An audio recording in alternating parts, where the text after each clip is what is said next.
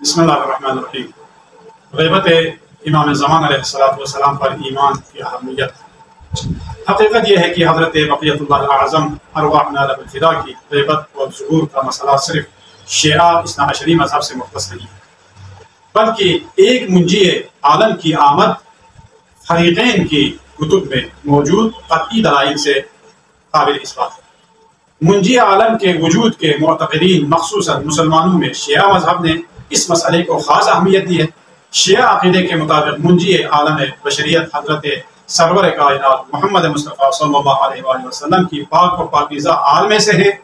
کیونکہ یہ دنیا کبھی بھی ایک سچے اور برحق امام سے خالی نہیں ہو سکتی،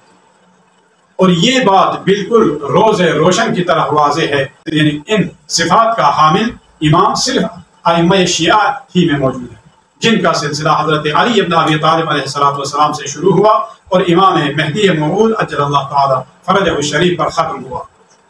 اور فریقین کی روایات کے مطابق غیبت امام عصر عجل اللہ تعالی فرجہ الشریف پر ایمان کو غیبت پر ایمان کے مصادیق میں سے شمار کیا گیا ہے، جس طرح قرآن مجید میں آیہ یہ کریمہ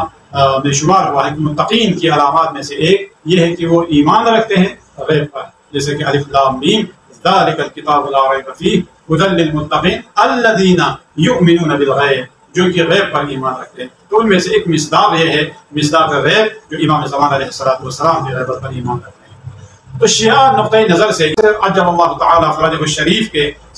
پر اس کی غیبت پر ایمان رکھنے کے سلسلے میں شیعہ کتب میں روایات بہت کثرت سے پائی جاتی ہیں، اور جو اس مسئلے پر نہایت تاکید کر رہی ہے وہ اس پر ایمان کی اہمیت کو بیان کرے گی، جیسا کہ رسول خدا صلی اللہ علیہ وآلہ وسلم کا ارشاد گرامی ہے: القائم من ولدی اسمہ اسمی وکنیتہ کنیتی وشمائلہ شمائلی وسنتہ سنتی یقیم الناس علی ملتی وشریعتی ویدعوہم الی کتاب اللہ عز وجل من اطاعہ اطاعنی ومن عصاہ عصانی۔